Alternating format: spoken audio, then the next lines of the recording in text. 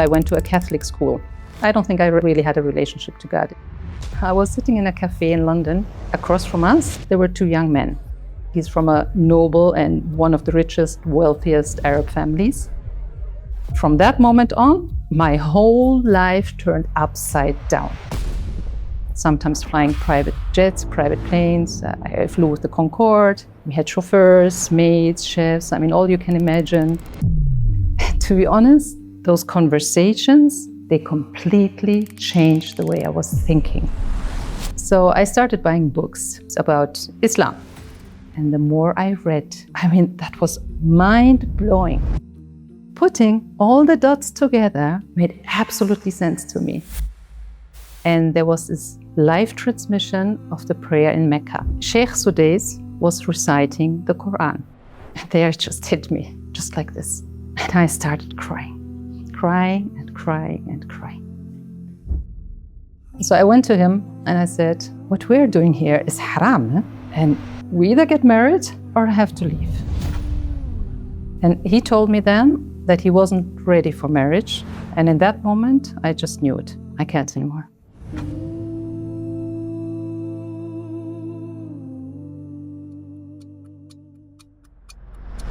Assalamu alaikum, Sister Patricia Venco. Welcome to Towards Eternity. We are very happy to have you with us. I want to start with, who is Patricia Venco? Can you tell us briefly about your life, please? Wa alaikum salam. Thank you so much for your invitation. I'm very happy to be here. About myself, well, I'm a German revert. My father was Greek, actually, and my mom was Czech. I grew up in a Christian but very liberal environment. At the age of 20, I converted to Islam. At 50, I started studying health psychology, and later on became the co-founder of Unaya, a supplement company. And today, I share all my knowledge and experience on social media as a health advocate. How was your life before Islam? Can you take us back to those days, please? I went to a Catholic school. So I grew up there with, Catholicism, and we were reading the stories of the prophets. My parents divorced when I was very young, and I grew up with my mom. She really prayed to God. She celebrated Easter and Christmas. So God was always there somehow. I knew He existed, but I never really went deeper. I never really asked what faith actually means. I don't think I really had a relationship to God. It was more the traditions which were part of my life, whether it was celebrating Christmas, very happy always with the presents, of course. In Germany, actually, everyone who's working and who is considering himself like a Christian pays taxes to the church. But since my mom also left church, actually, at a certain point, she said, why do I need to pay money to believe in God? Why do I need to pay taxes for it? So she left church despite believing in God. How did you first hear about Islam, and how did your journey begin? Well, I think my journey is quite unusual. It started during summer holidays. I went to England for a language course. And the day before flying back to Germany, I was sitting in a cafe in London with a friend of mine. And across from us, there were two young men. They approached us. We started talking, exchanged phone numbers. And from that moment on, my whole life turned upside down, 180 degrees. So I stayed in contact with one of them. And later on, he told me that he's from a noble and one of the richest, wealthiest Arab families. And we ended up being in a relationship for more than 4 years. And those were really the most crazy years of my life. I was a young girl from Germany, suddenly living a princess life. And it was just like a fairy tale. Every girl wants to be a princess, right? So yeah, we were really having a very exclusive lifestyle, like VIP service all around the world, sometimes flying private jets, private planes. I flew with the Concorde. We had chauffeurs, maids, chefs, all you can imagine. I even met Michael Jackson, my boyfriend at that time. He had a huge passion for expensive sport cars. So sometimes we would just drive through London with a bright colored Rolls Royce or with the latest Jaguar sports car to a cafe. It was just amazing. It was just a crazy lifestyle. And we even drove through Los Angeles just on a yellow Harley Davidson without helmets. Yeah, it was just crazy. And his family was always very kind to me. And what I loved the most about them were their very strong family ties. Although he wasn't very religiously practicing, he still carried many of those core values of Islam. So very often we talked about religion, about women, men, about respect and dignity. To be honest, those conversations, they completely changed the way I was thinking. I mean, at the beginning, I didn't know much about Islam. I had all those typical ideas in my head that women aren't respected and poor them and that they are forced to cover up, But the more he explained how valued women actually are in Islam, and that modesty can even be a form of liberation, the more I started questioning my own life. Because indeed, if beauty is dictated by the fashion and by the beauty industry, how free am I really? Am I actually free to choose who gets to see how much of my body? Am I that free? Or is it just an illusion? And what happens if I choose not to show everything, for example, when applying for a job? I mean, is the outside really, really more important than my inner values and qualities? And with time, I realized that women in the West started competing with men, trying to be like men, simply because they were not truly given the value and the rights they deserve as a woman. And that's where my inner journey actually began, with that realization that there's another way of thinking and lifestyle and approaching things. So back then, when I sometimes visited his home country, it was quite boring. There was no social media or anything at that time, and there wasn't much to do. So I started buying books and those old-fashioned big VHS tapes about Islam. That was what was available there. And at those times, Sheikh Ahmed Deedat and Professor Jeffrey Lang, these were the famous Dawa guys. So I watched some of their lectures, videos of scientists converting to Islam. I watched videos about the miracles of the Quran. And the more I watched and the more I read, the more I realized this cannot be from any other source than God. I mean, an illiterate man in the desert over 1400 years ago could not have known about flames in the depths of the sea, or that mountains, they have deep roots stabilizing the Earth's crust, or that the sun is actually producing its own light while the moon only reflects it. I mean, that was mind-blowing. And then I went even deeper. I started comparing religions because I thought, okay, how about Christianity then?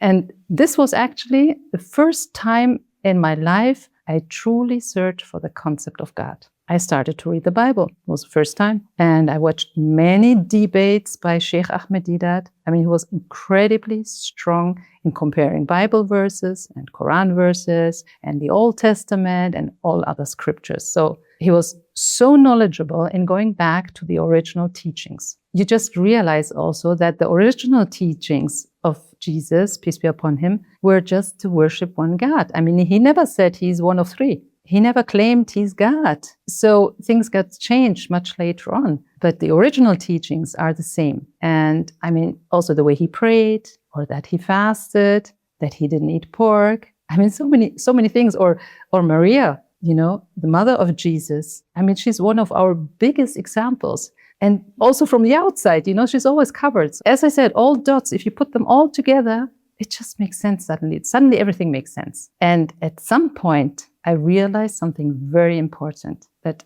the messages were always the same. The source was always the same. From Adam to Moses to Jesus to Muhammad, peace be upon them all. And then I understood that I don't have to choose between the religions, because if I'm a Muslim, I automatically believe in the true teachings of Christianity and Judaism. I mean, a Muslim isn't a Muslim if he doesn't believe in Jesus and Moses and all those before them. So putting all the dots together made absolutely sense to me. But on the other hand, I also feel things very deeply. And Islam spoke really to both parts of me. So then there was that very, very special moment in his home country. I remember as if it was today. I wished to turn on the TV. So I took the remote control. I put on the TV, and there was this live transmission of the prayer in Mecca. And I think it was for the first time that I really, really paid attention. So Sheikh Sudais was reciting the Quran, and I'll never forget how his voice trembled. You could feel the awe and the love for Allah in every word. And then I looked at all those Muslims. They were standing side by side, bowing down, humbling themselves in front of God, united. And some of them were even crying. They just hit me, just like this. And I started crying and crying and crying.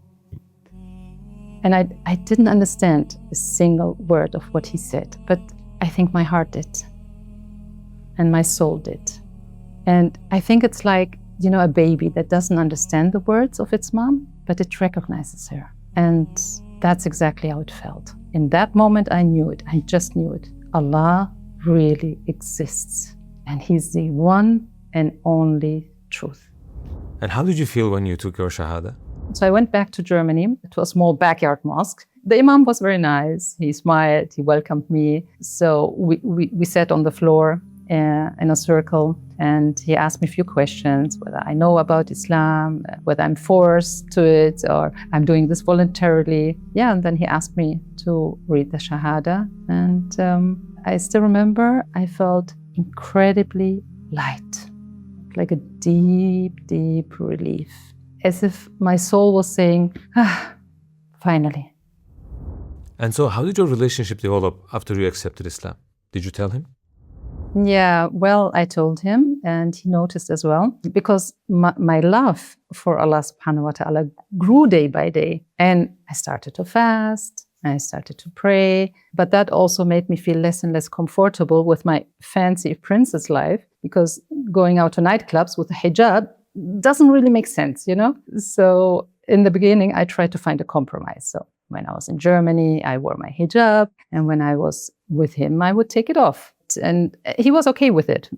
He said, he doesn't want me to wear hijab when I'm with him. I said, okay. But deep, deep inside, it just didn't feel right. It caused a huge struggle in my heart, because I can't live two different lives at the same time and be happy. So I noticed also with the time, the closer I felt to Allah, actually, the more distance I felt between me and him. Yeah, and then one thing happened, and I knew this could be the end. I was reading more and more about Islam, trying to learn. And I remember closing that book and thinking, okay, something is really wrong here. I can't do this anymore. I can't ignore this. So I went to him and I said, what we're doing here is haram. And I just can't continue like this. We either get married or I have to leave. And he told me then that he wasn't ready for marriage, but we could continue the way we did.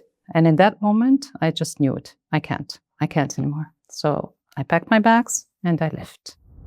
And so how did you feel when you just came home and that the relationship that continued for 4 years?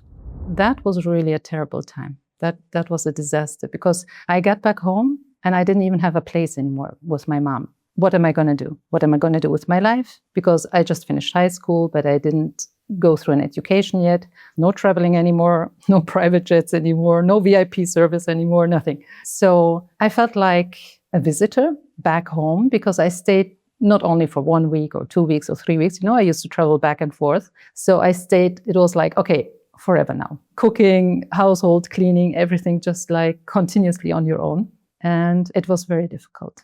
And realizing okay, it's over. And what to do now?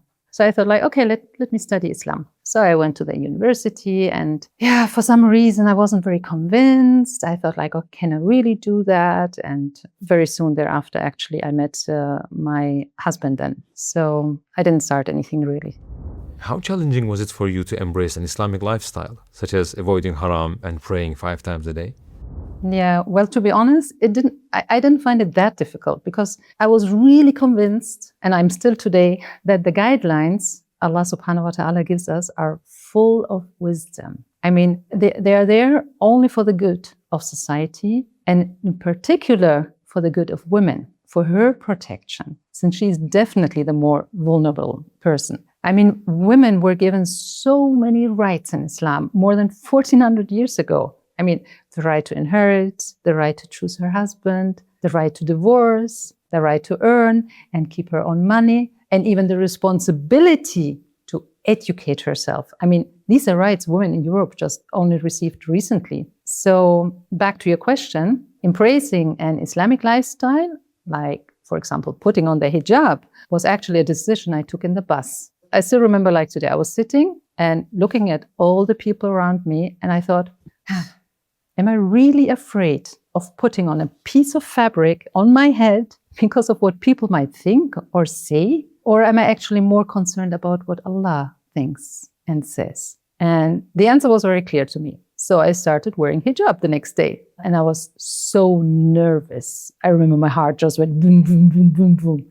But it was actually so much easier than I thought it would be. It gave me a very deep sense of wholeness because I expressed on the outside what I carried on my inside. Yeah, so it was much easier to start with that hijab style.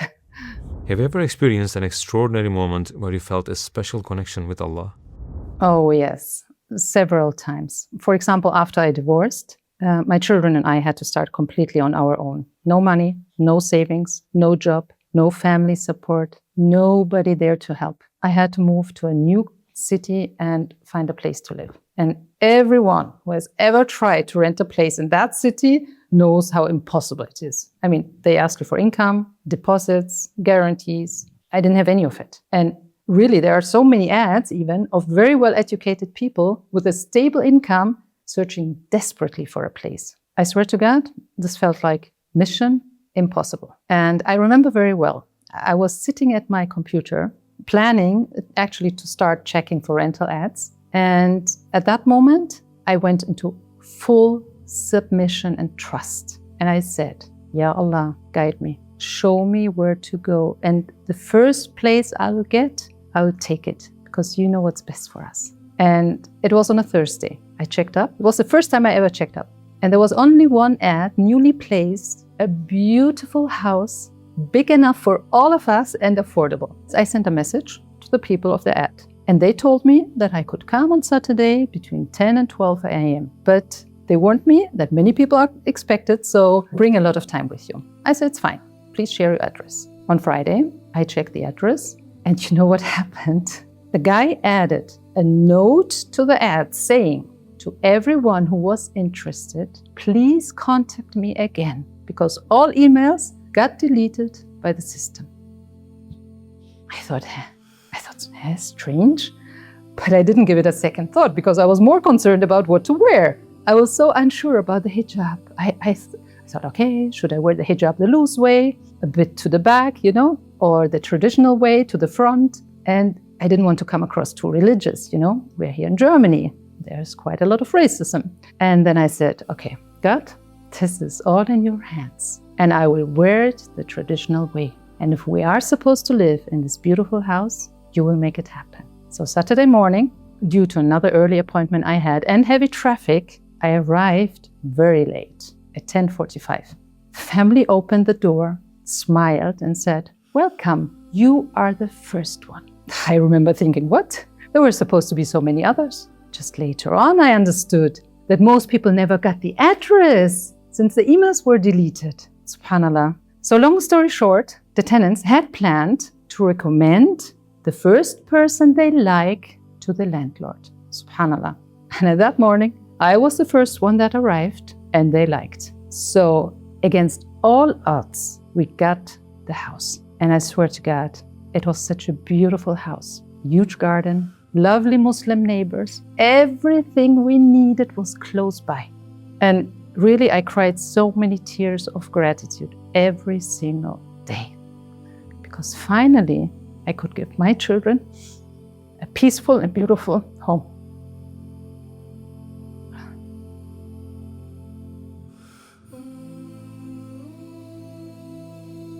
So many people search for years and never get a place. When you truly let yourself fall completely in full submission, only then Allah will carry you. And it is such a beautiful feeling. It's so difficult to reach.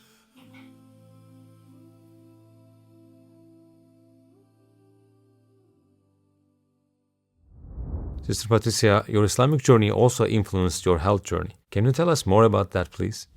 After my 20 years of toxic marriage and raising my children, I hit rock bottom, as I said, and my body simply collapsed. I developed 2 autoimmune diseases, Hashimoto and psoriasis. I had chronic inflammations, and I was really in pain every single day and night. There were times where I couldn't even pray standing anymore. I had to sit down.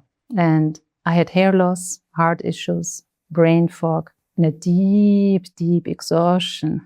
no matter how much I slept, no matter how much coffee I drank. And whenever I went to the doctor, she just said, "So how are you doing?" I just exploded into tears. And one time she looked at me and she said, "If you continue like this, you will end up in the hospital, either with burnout or with cancer." And that really scared me, because at that time, I was really afraid of getting cancer. At those times, I experienced again one of those miracles of my life. I was working in front of the computer and my mom was trying to cheer me up. She told me on the phone, "Oh, go and check my Facebook profile. I posted something funny." I never did things like that. Never, ever. I had absolutely no time. But at this moment, something really special happened. And I still remember it today. It really felt like someone is putting a hand on my hand, pushing the mouse. I clicked on my mom's profile, scrolled a bit, and suddenly there was this headline: "Breakthrough in Cancer Research,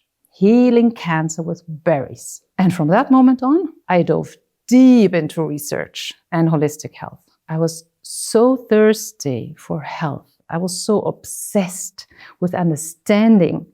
I just wished to understand how the body works. How can you put all the dots together?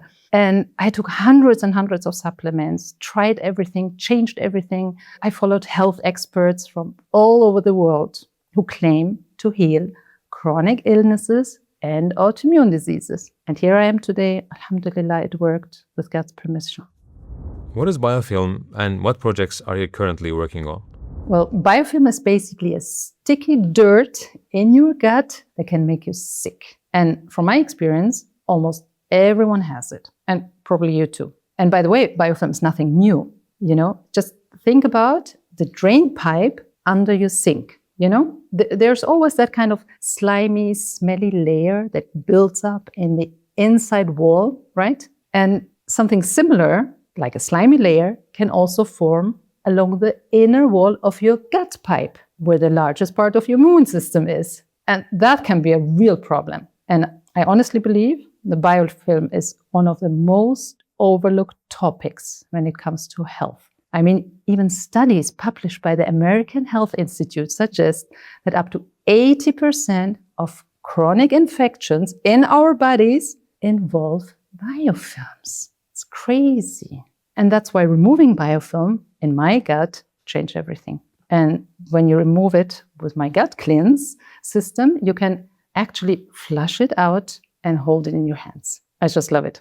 And you should definitely try it. So the problem is that with the lifestyle of nowadays, with all the food we eat, the processed food we eat, we're actually feeding the bad bugs instead of the good ones. So if you want to reduce the chance of a biofilm forming and growing, just keep feeding the good bugs. And they love nature. They love real food. They love whole food. And anything that's natural and clean, eat it. Anything else, leave it. And then you feed your good bacteria. So what does Islam and medicine mean to you? Well, I truly believe that Allah subhanahu wa ta'ala created our amazing body, carry us through this life. I mean, it's a gift from God. And one thing I realized throughout my health journey is that your body is always trying to protect you.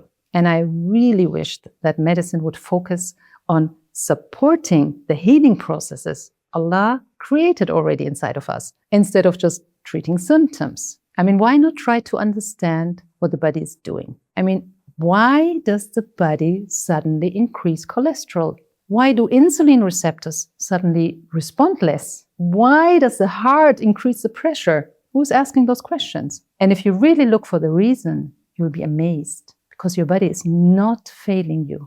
Most of the time, it's actually saving you from something worse. And it really makes me sad that we as Muslims have so much clear guidance on what to eat and what not to eat, and even how much to eat. And if I'm not mistaken, in the Quran, there are only 4 verses that talk about eating what is halal, but always in combination with what is tayyib, which means what is good. So tell me, what is really good nowadays? Is sugar halal? Yes. But is it good for us? No. Is eating meat halal? Hopefully. But is eating meat every day good for us? No. And the halal stamp on the package doesn't mean it's tayyib. And I really think that Islam and medicine should go hand in hand. I mean, our Prophet Muhammad, peace be upon him, said that Allah subhanahu wa ta'ala created with every disease healing. And by the way, this hadith is standing in my kitchen shelf as a reminder. What impressed you the most about Prophet Muhammad ﷺ? I think it's that he was known for being always very gentle, for always being very kind, and for being fair. Sometimes if I imagine living in that time, risking everything, risking your life, risking your status, you risk everything. You can lose everything and still remain friendly and loving and fair. I mean, that's unhuman. I mean, anyone would just be like really upset. Anyone would just like be like mad. Anyone would be just like, possibly turn to be unfair, but he wasn't. And to have that stamina, to have that courage, and to have that strength is amazing. It just can only be if you're chosen by God, if you're a messenger. Nobody else would do that. Lastly, if you had 1 minute to speak to all the non-Muslims in the world, what would you want to say to them? I really wished you could feel what I feel when I read the Quran. Some of those verses, they really move me to tears because I realize these are the words of the Creator. And no human being would talk like this. And there's one part in particular, after Allah describes all the signs of creation and all the evidence around, He asks mankind one question. So where are you going? I mean, you can chase goals, distract yourself, exhaust yourself, build houses, build families, you can buy cars, you can fill your days and always struggle for more. And then pause for a moment, close your eyes, and when your Creator gently asks you, full of love, try to feel it. So where are you going?